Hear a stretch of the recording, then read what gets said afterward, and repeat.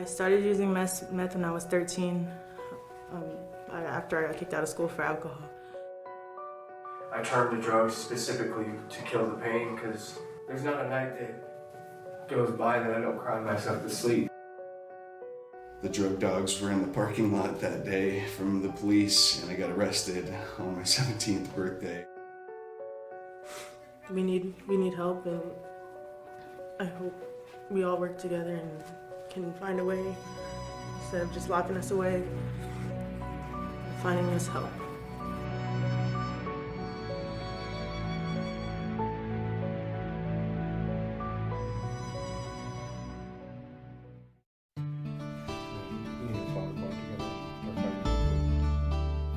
My name is Jo, and I started with Northen Arizona Restorative Justice about 12 years ago.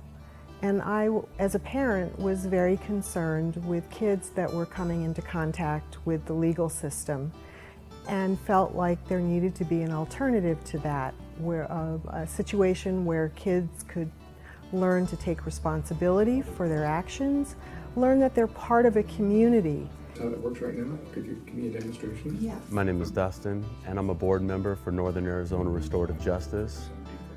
My passion behind restorative justice is the difference between the traditional justice system and restorative justice.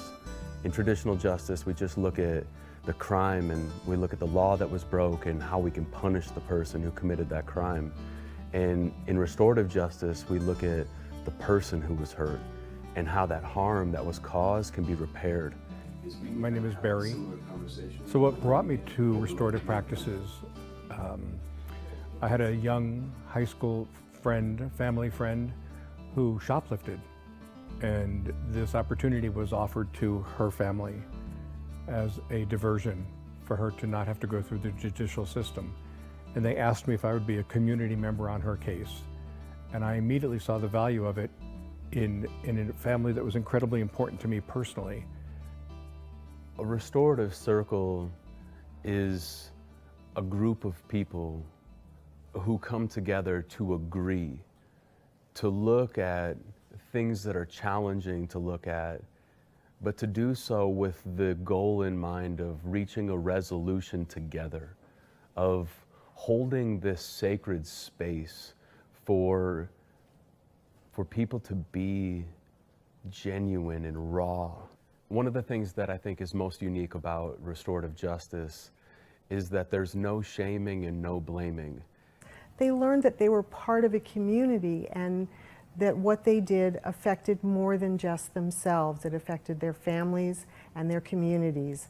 We've been very, very happy because we have an 88% success rate.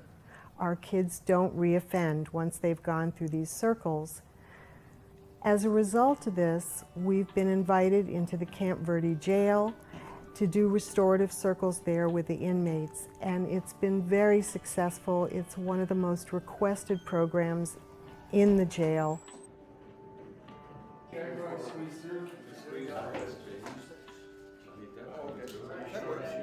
I want to express my gratitude for you guys being here. This is voluntary.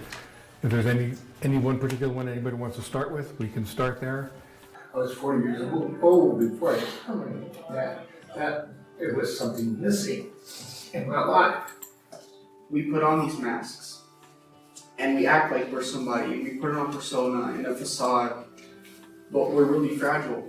I know it's definitely helped me a lot since I've been in here, is to kind of just open up and let everybody know what's on my mind, and we know a lot of us can relate to each other too. I'm real fortunate to be in this circle and this herd with you guys right now.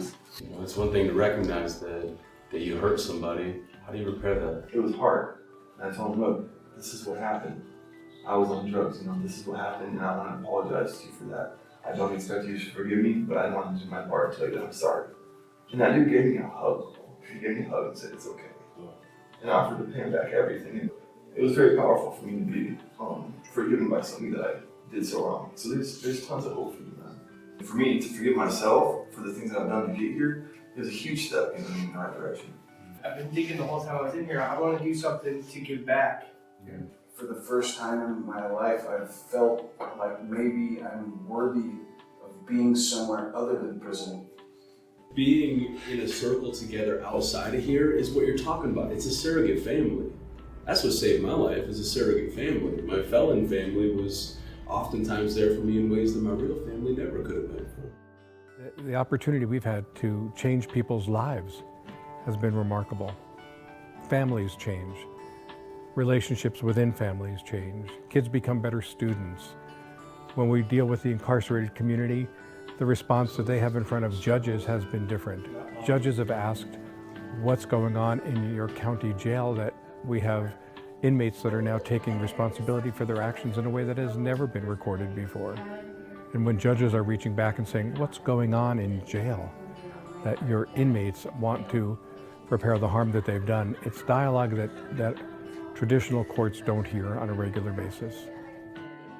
So the opportunity to produce a full-length feature documentary, to have greater impact on people that are outside of our community by using the documentary in schools, police departments, jails, for detention officers to see the opportunity that is created by inmates taking responsibility for their actions is an opportunity that we can't miss. And in order to do that, we need to raise finances. We need money. And I'm asking for help.